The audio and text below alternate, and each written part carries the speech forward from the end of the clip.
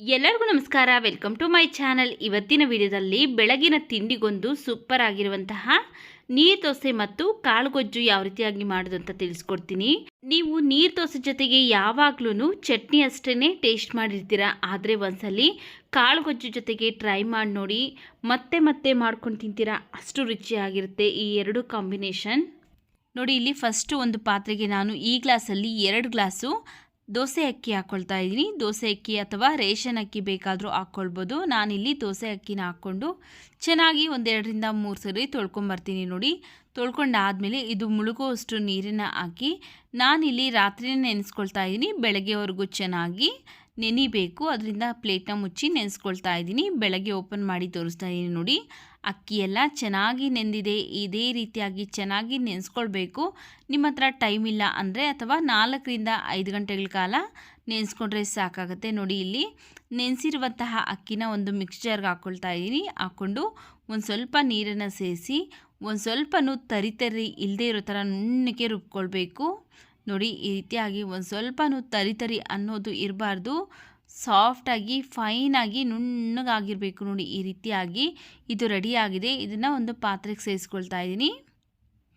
ಹಾಗೆಯೇ ಉಳಿದಿರುವಂತಹ ಅಕ್ಕಿನೂ ಸಹ ಮತ್ತೆ ನಾವು ಇದೇ ಮಿಕ್ಸಿ ಜಾರ್ಗೆ ಸೇರಿಸ್ಕೊಂಡಿದ್ದೀನಿ. ಆನಂತರ ಒಂದು ಅರ್ಧ ಕಪ್ ಆಗೋಷ್ಟು ಹಸಿ ಕಾಯಿ ತುರಿ ಹಾಕ್ಕೊಂಡು ಮತ್ತೆ ಒಂದು ಸ್ವಲ್ಪ ನೀರನ್ನು ಸೇರಿಸಿ ಇದನ್ನು ಸಹ ನುಣ್ಣಗೆ ರುಬ್ಕೊಳ್ತೀನಿ.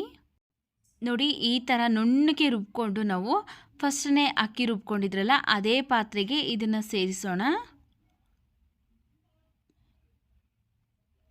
ಈಗ ಇದಕ್ಕೆ ನಾವು ನೀರನ್ನು ಸೇರಿಸ್ಕೊಳ್ಬೇಕಾಗುತ್ತೆ. ಅದೇ ಮಿಕ್ಸಿ ಜಾರ್ಗೆ ನೀರನ್ನು ಸೇರಿಸಿ ಅಡ್ಜಸ್ಟ್ ಮಾಡ್ಕೊಳ್ಬೇಕು.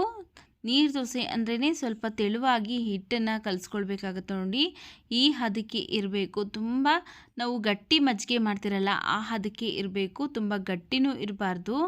ನೋಡಿ, ಈ ರೀತಿಯಾಗಿ ಚೆನ್ನಾಗಿ ನೀರನ್ನು ಸೇರಿಸಿ ಮಿಕ್ಸ್ ಮಾಡ್ಕೊಂಡಿದ್ದೀನಿ. ಈ ಹದಕ್ಕೆ ಇರಬೇಕು. ನೋಡಿ, ಸೌಟಲ್ಲಿ ಹಿಂದೆ ತೋರಿಸ್ತಾ ಇದ್ದೀನಿ. ಒಂದು ಸ್ವಲ್ಪನೂ ಹಿಟ್ಟನ್ನೋದು ಅಂಟ್ಕೊಳ್ಬಾರ್ದು. ಹಾಗೆಯೇ ದೋಸೆ ಹಿಟ್ಟು ನೋಡಿ ಈ ರೀತಿಯಾಗಿ ಜಾರೋಗ್ಬಿಡಬೇಕು, ಸೌಟ್ ಮೇಲೆ ನಿಲ್ಲಬಾರ್ದು. ಈಗ ರುಚಿಗೆ ತಕ್ಕಷ್ಟು ಉಪ್ಪನ್ನು ಹಾಕಿ ಚೆನ್ನಾಗಿ ಒಂದ್ಸರಿ ಮಿಕ್ಸ್ ಮಾಡ್ಕೊಳ್ತಾ ಇದ್ದೀನಿ. ನೋಡಿ, ಈಗ ದೋಸೆ ಮಾಡೋದಕ್ಕೆ ಹಿಟ್ಟು ರೆಡಿ ಆಗಿದೆ. ಇದು ಸ್ಟವ್ ಮೇಲೆ ದೋಸೆ ತವಾ ಬಿಸಿಗಿಟ್ಟು ಅದ್ರ ಮೇಲೆ ಸ್ವಲ್ಪ ಎಣ್ಣೆನ ಅಪ್ಲೈ ಮಾಡಿ ನಾವು ದೋಸೆನ ಹಾಕ್ಕೊಳ್ಬೇಕು. ನೋಡಿ, ಈ ರೀತಿಯಾಗಿ ಸ್ಪ್ರೆಡ್ ಮಾಡಬಾರ್ದು, ನಾವು ದೋಸೆನ ಈ ರೀತಿಯಾಗಿ ಹಾಕ್ಕೊಳ್ಬೇಕು. ಈಗ ಇದ್ರ ಮೇಲೆ ಒಂದು ಲಿಡ್ನ ಕ್ಲೋಸ್ ಮಾಡಿ 1-2 ನಿಮಿಷ ಬೇಯಿಸ್ಕೊಳ್ಬೇಕು ಅಷ್ಟೇ. ಸ್ಟವ್ ಉರಿನ ಲೋ ಫ್ಲೇಮಲ್ಲಿ ಇಟ್ಕೊಂಡು 1-2 ನಿಮಿಷ ಬೇಯಿಸ್ಕೊಂಡಿದ್ದೀನಿ. ನೋಡಿ, ಒಂದು ಸ್ವಲ್ಪನೂ ತವಾಗೆ ಅಂಟ್ಕೊಳ್ತಾ ಇಲ್ಲ, ಎಷ್ಟು ಚೆನ್ನಾಗಿ ದೋಸೆ ಅನ್ನೋದು ಬರ್ತಾ ಇದೆ. ಇನ್ನೂ ಒಂದು ದೋಸೆ ಮಾಡಿ ತೋರಿಸ್ತಾ ಇದ್ದೀನಿ. ನೋಡಿ, ಮತ್ತೆ ಎಣ್ಣೆ ಅಪ್ಲೈ ಮಾಡಿಕೊಂಡು ಹಿಟ್ಟನ್ನು ಹಾಕ್ಕೊಳ್ತಾ ಇದ್ದೀನಿ. ಹಿಟ್ಟನ್ನು ಯಾವುದೇ ಕಾರಣಕ್ಕೂ ನಾರ್ಮಲ್ ದೋಸೆ ಥರ ಸ್ಪ್ರೆಡ್ ಮಾಡೋದಕ್ಕೆ ಹೋಗಬೇಡಿ. ಈ ರೀತಿಯಾಗಿ ನೀರು ದೋಸೆ ಆಗಿರೋದ್ರಿಂದ ನಾವು ಇದೇ ರೀತಿಯಾಗಿ ಹಾಕ್ಕೊಂಡು ಲಿಡ್ಡನ್ನ ಕ್ಲೋಸ್ ಮಾಡಿ ಮತ್ತೆ 1-2 ನಿಮಿಷ ಲೋ ಫ್ಲೇಮಲ್ಲೇ ಬೇಯಿಸ್ಕೊಳ್ತಾ ಇದ್ದೀನಿ. ನೋಡಿ, ಈಗ 2ನೇ ದೋಸೆನೂ ಸಹ ಪರ್ಫೆಕ್ಟಾಗಿ ರೆಡಿ ಆಗಿದೆ. ಈಗ ಕಾಳುಗೊಜ್ಜು ಯಾವ ರೀತಿಯಾಗಿ ಮಾಡೋದು ಅಂತ ತಿಳಿಸ್ಕೊಡ್ತೀನಿ ಬನ್ನಿ. ನೋಡಿ, ಇಲ್ಲಿ ಫಸ್ಟು ಒಂದು ಪಾತ್ರೆಗೆ ನಾನು ಈ ಕಪ್ಪಲ್ಲಿ 1 ಕಪ್ಪು ಕಡಲೆಕಾಳು ಹಾಕ್ಕೊಳ್ತಾ ಇದ್ದೀನಿ. ನಾನಿಲ್ಲಿ ಕಪ್ಪು ಕಡಲೆಕಾಳನ್ನು ಬಳಸ್ತಾ ಇದ್ದೀನಿ. ನೀವು ಬೇಕಿದ್ರೆ ಕಾಬೂಲಿ ಕಡಲೆಕಾಳು ಬರುತ್ತಲ್ಲ ಅದನ್ನು ಸಹ ಹಾಕ್ಕೊಳ್ಬೋದು. ಈಗ ಚೆನ್ನಾಗಿ 1-2 ಸರಿ ತೊಳ್ಕೊಂಬಂದಿದ್ದೀನಿ. ಈಗ ಮುಳುಗುವಷ್ಟು ನೀರನ್ನು ಹಾಕಿ ನಾನಿಲ್ಲಿ ನೈಟ್ ನೆನೆಸ್ಕೊಳ್ತಾ ಇದ್ದೀನಿ. ಬೆಳಗ್ಗೆವರೆಗೂ ಚೆನ್ನಾಗಿ ನೆನೆಯೋದಕ್ಕೆ ಬಿಡ್ತೀನಿ. ಅಥವಾ ನಿಮ್ಮ ಹತ್ರ ಟೈಮ್ ಇಲ್ಲ ಅಂದರೆ ಒಂದು 4 ಗಂಟೆಗಳ ಕಾಲ ಆದರೂ ನೆನೆಸ್ಕೊಳ್ಬೇಕು. ನೋಡಿ, ಇಲ್ಲಿ ಬೆಳಗ್ಗೆ ಓಪನ್ ಮಾಡಿ ತೋರಿಸ್ತಾ ಇದ್ದೀನಿ. ಕಡಲೆಕಾಳೆಲ್ಲ ಚೆನ್ನಾಗಿ ನೆಂದಿದೆ. ನೋಡಿ, ಈ ರೀತಿಯಾಗಿ ಚೆನ್ನಾಗಿ ನೆಂದರೆ ಕಾಳುಗೊಜ್ಜು ಅನ್ನೋದು ಟೇಸ್ಟ್ ಚೆನ್ನಾಗಿರುತ್ತೆ. ನೀರನ್ನೆಲ್ಲ ಬಸ್ತು ಒಂದು ಕುಕ್ಕರ್ಗೆ ಹಾಕ್ಕೊಳ್ತಾ ಇದ್ದೀನಿ. ಹಾಗೆಯೇ ಕಡಲೆಕಾಳು ಮುಳುಗುವಷ್ಟು ನೀರನ್ನು ಸೇರಿಸಿ ರುಚಿಗೆ ತಕ್ಕಷ್ಟು ಉಪ್ಪು ಹಾಕ್ಕೊಳ್ತಾ ಇದ್ದೀನಿ. ಉಪ್ಪನ್ನು ಹಾಕಿ ಒಂದ್ಸರಿ ಮಿಕ್ಸ್ ಮಾಡಿಕೊಂಡು ಈಗ ಕುಕ್ಕರ್ ಲಿಡ್ನ ಕ್ಲೋಸ್ ಮಾಡಿ ಸ್ಟವ್ ಮೇಲೆ ಇಟ್ಟು ನಾವು 2 ರಿಂದ 3 ವಿಷಿಲ್ ಕೂಗಿಸ್ಕೊಳ್ಬೇಕಾಗತ್ತೆ. ಚೆನ್ನಾಗಿ ಕಡಲೆಕಾಳೆಲ್ಲ ಬೇಯಬೇಕು. ಆದ್ದರಿಂದ ನಾನಿಲ್ಲಿ 2 ರಿಂದ 3 ವಿಷಿಲ್ ಬಂದಾದಮೇಲೆ ಕುಕ್ಕರ್ ಕ್ಯಾಪ್ ಓಪನ್ ಮಾಡಿ ತೋರಿಸ್ತಾ ಇದ್ದೀನಿ. ನೋಡಿ, ಕಡಲೆಕಾಳೆಲ್ಲ ಇಷ್ಟು ಚೆನ್ನಾಗಿ ಬೆಂದಿರಬೇಕು. ನಾವು ಎಷ್ಟು ಚೆನ್ನಾಗಿ ಬೇಯಿಸ್ಕೊಳ್ತಿರಲ್ಲ ಅಷ್ಟು ರುಚಿಯಾಗಿರುತ್ತೆ ಈ ಕಾಳುಗೊಜ್ಜು. ನೋಡಿ, ನಾವು ಬೇಯಿಸಿರುವಂತಹ ನೀರನ್ನು ಸಪ್ರೇಟ್ ಮಾಡ್ಕೊಳ್ತಾ ಇದ್ದೀನಿ. ಯಾಕಂದರೆ ಕಾಳುಗೊಜ್ಜಿಗೆ ಬೇಕಾಗುವಷ್ಟು ನೀರನ್ನು ನೋಡಿಕೊಂಡು ನಾವು ಸೇರಿಸ್ಬೇಕಾಗತ್ತೆ. ನೀರು ಜಾಸ್ತಿ ಆಗಿಬಿಟ್ರೆ ತುಂಬ ತೆಳು ಆಗಿಬಿಡುತ್ತೆ. ಅದರಿಂದ ನೋಡಿಕೊಂಡು ಸೇರಿಸ್ಕೊಳ್ಳೋದಕ್ಕೋಸ್ಕರ ನೀರನ್ನು ಸಪ್ರೇಟ್ ಮಾಡಿದ್ದೀನಿ. ಹಾಗೆಯೇ ಕಡಲೆಕಾಳನ್ನು ಸಹ ಸಪ್ರೇಟಾಗಿ ತೆಗೆದಿಟ್ಟು ಇದಕ್ಕೆ ಈಗ ನಾವು ಒಂದು ಮಸಾಲ ರೆಡಿ ಮಾಡ್ಕೊಳ್ಬೇಕು. ಅದಕ್ಕೋಸ್ಕರ ಒಂದು ಬಾಣಲೆ ಬಿಸಿಗಿಟ್ಟು ಅದಕ್ಕೆ ನಾನು 1 ಸ್ಪೂನ್ ಎಣ್ಣೆ ಹಾಕ್ಕೊಂಡಿದ್ದೀನಿ. ಎಣ್ಣೆ ಬಿಸಿ ಆದಮೇಲೆ 1 ಗಡ್ಡೆ ಈರುಳ್ಳಿ ಹಾಗೆಯೇ 1 ಗಡ್ಡೆ ಬೆಳ್ಳುಳ್ಳಿನ ಸಿಪ್ಪೆ ತೆಗೆದು ಹಾಕ್ಕೊಂಡು ಫ್ರೈ ಮಾಡ್ಕೊಳ್ತಾ ಇದ್ದೀನಿ. ಈರುಳ್ಳಿ ಮತ್ತು ಬೆಳ್ಳುಳ್ಳಿ ಎಲ್ಲ ಇಷ್ಟು ಫ್ರೈ ಆದ ನಂತರ ಈಗ ಇದಕ್ಕೆ ನಾನು 1 ಟೊಮೆಟೊ ಹಣ್ಣನ್ನು ಸಹ ಕಟ್ ಮಾಡಿ ಹಾಕ್ಕೊಳ್ತಾ ಇದ್ದೀನಿ. ಅರ್ಧ ಸ್ಪೂನ್ ಆಗೋಷ್ಟು ಗಸಗಸೆ, ಒಂದು 4 ರಿಂದ 5 ಲವಂಗ, 1 ಪೀಸ್ ಚಕ್ಕೆ ಹಾಕ್ಕೊಂಡು ಫ್ರೈ ಮಾಡ್ಕೊಳ್ತಾ ಇದ್ದೀನಿ. ಟೊಮೆಟೊ ಎಲ್ಲ ಚೆನ್ನಾಗಿ ಸಾಫ್ಟಾಗಿ ಬೇಯಬೇಕು, ಅಲ್ಲಿವರೆಗೂ ಫ್ರೈ ಮಾಡ್ಕೊಳ್ತಾ ಇದ್ದೀನಿ 1-2 ನಿಮಿಷ. ನೋಡಿ ಈ ರೀತಿಯಾಗಿ ಟೊಮೆಟೊ ಎಲ್ಲ ಸಾಫ್ಟಾಗಿ ಬೆಂದಿದೆ. ಈಗ ಸ್ಟವ್ನ ಆಫ್ ಮಾಡ್ಕೊಳ್ತಾ ಇದ್ದೀನಿ. ಫಸ್ಟು ಒಂದು ಮಿಕ್ಸಿ ಜಾರ್ಗೆ ನಾನಿಲ್ಲಿ ಒಂದು 3 ಟೇಬಲ್ ಸ್ಪೂನ್ ಆಗೋಷ್ಟು ಹಸಿ ಕೊಬ್ಬರಿ ಹಾಕ್ಕೊಳ್ತಾ ಇದ್ದೀನಿ, ಸ್ವಲ್ಪ ಕೊತ್ತಂಬರಿ ಸೊಪ್ಪು, ಈಗ ನಾವು ಫ್ರೈ ಮಾಡಿ ಎತ್ತಿಟ್ಕೊಂಡಿದ್ರಲ್ಲ ಈರುಳ್ಳಿ, ಬೆಳ್ಳುಳ್ಳಿ, ಟೊಮೆಟೊ ಅದನ್ನು ಹಾಕ್ಕೊಂಡಿದ್ದೀನಿ. 1 ಇಂಚು ಹಸಿ ಶುಂಠಿ, 1 ಸ್ಪೂನ್ ರೆಡ್ ಚಿಲ್ಲಿ ಪೌಡರ್ ಹಾಕ್ಕೊಳ್ತಾ ಇದ್ದೀನಿ. ನೋಡಿಕೊಂಡು ನಿಮ್ಮ ಖಾರಕ್ಕೆ ಎಷ್ಟು ಬೇಕೋ ಅಷ್ಟು ಹಾಕ್ಕೊಳ್ಳಿ.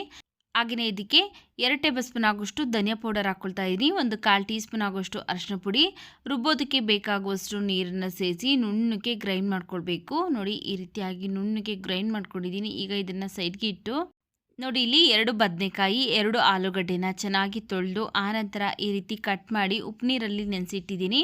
ಉಪ್ಪು ನೀರಲ್ಲಿ ನೆನೆಸಿಟ್ರೆ ಕಪ್ಪಾಗೋದಿಲ್ಲ ಅಂತ. ಹಾಗೆ ಅದನ್ನು ಸೈಡ್ಗಿಟ್ಟು ಫಸ್ಟು ಒಂದು ಕುಕ್ಕರ್ ಬಿಸಿಗಿಟ್ಟಿದ್ದೀನಿ. ಆನಂತರ 1-2 ಸ್ಪೂನ್ ಆಗೋಷ್ಟು ಎಣ್ಣೆ, ಸ್ವಲ್ಪ ಸಾಸಿವೆ, ಒಂದು ಚಿಕ್ಕ ಸೈಜ್ ಈರುಳ್ಳಿನ ಕಟ್ ಮಾಡಿ ಹಾಕ್ಕೊಳ್ತಾ ಇದ್ದೀನಿ. ಸ್ವಲ್ಪ ಹಸಿ ಕರಿಬೇವಿನ ಸೊಪ್ಪನ್ನು ಹಾಕ್ಕೊಂಡು ಫ್ರೈ ಮಾಡ್ಕೊಳ್ತಾ ಇದ್ದೀನಿ. ನೋಡಿ ಈ ರೀತಿಯಾಗಿ ಫ್ರೈ ಮಾಡಿಕೊಂಡ ನಂತರ ಫಸ್ಟನೇ ರುಬ್ಬಿ ಎತ್ತಿಟ್ಕೊಂಡಿದ್ರಲ್ಲ ಮಸಾಲ, ಆ ಮಸಾಲನ ಈಗ ಇದಕ್ಕೆ ಸೇರಿಸ್ತಾ ಇದ್ದೀನಿ. ಮಸಾಲನ ಹಾಕ್ಕೊಂಡು ಚೆನ್ನಾಗಿ ಒಂದ್ಸರಿ ಮಿಕ್ಸ್ ಮಾಡ್ಕೊಳ್ಬೇಕು. ಫ್ರೈ ಮಾಡ್ಕೊಳ್ಳೋ ಅವಶ್ಯಕತೆ ಇಲ್ಲ ನಾವು, ಯಾಕಂದರೆ ಎಲ್ಲವನ್ನು ಫ್ರೈ ಮಾಡಿರೋದ್ರಿಂದ ಜಸ್ಟ್ ಒಂದು ಸರಿ ಮಿಕ್ಸ್ ಮಾಡಿಕೊಂಡು ಈಗ ಇದಕ್ಕೆ ನಾವು ಬೇಯಿಸಿ ಎತ್ತಿಟ್ಕೊಂಡಿದ್ರಲ್ಲ ಕಡಲೆಕಾಳು ಹಾಗೆಯೇ ಕಟ್ ಮಾಡಿ ಇಟ್ಕೊಂಡಿರುವಂಥ ಆಲೂಗಡ್ಡೆ, ಬದನೆಕಾಯಿ ಹಾಕಿ ಚೆನ್ನಾಗಿ ಒಂದು ಸರಿ ಮಿಕ್ಸ್ ಮಾಡ್ಕೊಳ್ತಾ ಇದ್ದೀನಿ. ಈಗ ಮಿಕ್ಸ್ ಮಾಡ್ಕೊಂಡ ನಂತರ ನಾವು ಏನು ಬೇಯಿಸಿರುವಂತಹ ನೀರನ್ನು ಸಪ್ರೇಟ್ ಮಾಡಿದ್ರಲ್ಲ ಅದೇ ನೀರನ್ನು ಒಂದು ಸ್ವಲ್ಪ ಮಿಕ್ಸಿ ಜಾರ್ಗೆ ಹಾಕ್ಕೊಂಡು ಮಿಕ್ಸಿ ಜಾರ್ ತೊಳೆದ್ಬಿಟ್ಟು ಈಗ ಇದಕ್ಕೆ ಹಾಕ್ಕೊಂಡಿದ್ದೀನಿ. ನೋಡ್ಕೊಳ್ಳಿ, ನಿಮಗೆ ಯಾವ ಹದಕ್ಕೆ ಕಡಲೆಕಾಳು ಗೊಜ್ಜು ಬೇಕಾಗುತ್ತಲ್ಲ ಆ ಹದಕ್ಕೆ ನೀವು ನೋಡಿಕೊಂಡು ನೀರನ್ನು ಸೇರಿಸ್ಕೊಂಡು ಅಡ್ಜಸ್ಟ್ ಮಾಡ್ಕೊಳ್ಳಿ. ಯಾಕಂದರೆ ನಾನಿಲ್ಲಿ ಕಡಲೆಕಾಳು ಗೊಜ್ಜು ಮಾಡ್ತಾ ಇರೋದ್ರಿಂದ ಸ್ವಲ್ಪ ಗಟ್ಟಿಯಾಗಿ ಇರಬೇಕು, ಅದರಿಂದ ಈ ಹದಕ್ಕೆ ಮಾಡ್ಕೊಳ್ತಾ ಇದ್ದೀನಿ. ನೀವೇನಾದರೂ ಅನ್ನ ಮುದ್ದೆಗೆ ಮಾಡೋರಿದ್ದರೆ ಒಂದು ಸ್ವಲ್ಪ ತೆಳುವಾಗೆ ಮಾಡ್ಕೊಳ್ಳಿ. ಹದ ನೋಡಿಕೊಂಡು ನೀರನ್ನು ಸೇರಿಸ್ಕೊಳ್ಬೇಕು. ಹಾಗೆಯೇ ರುಚಿಗೇನಾದರೂ ಉಪ್ಪು ಬೇಕು ಅನಿಸಿದ್ರೆ ಈ ಟೈಮಲ್ಲಿ ಸೇರಿಸ್ಕೊಂಡು ಕುಕ್ಕರ್ ಲಿಡ್ನ ಕ್ಲೋಸ್ ಮಾಡಿ ಸ್ಟವ್ ಮೇಲೆ ಇಟ್ಟು 1 ವಿಷಿಲ್ ಕೂಗಿಸ್ಕೊಳ್ತಾ ಇದ್ದೀನಿ. 1 ವಿಷಿಲ್ ಬಂದಾದಮೇಲೆ ಇದ್ರ ಪ್ರೆಷರ್ ಎಲ್ಲ ಹೋದ್ಮೇಲೆ ಕುಕ್ಕರ್ ಕ್ಯಾಪ್ ಓಪನ್ ಮಾಡಿ ತೋರಿಸ್ತಾ ಇದ್ದೀನಿ. ನೋಡಿ ಕಡಲೆಕಾಳು ಹಾಗೆಯೇ ಆಲೂಗಡ್ಡೆ, ಬದನೆಕಾಯಿ ಎಲ್ಲ ಚೆನ್ನಾಗಿ ಬೆಂದಿದೆ.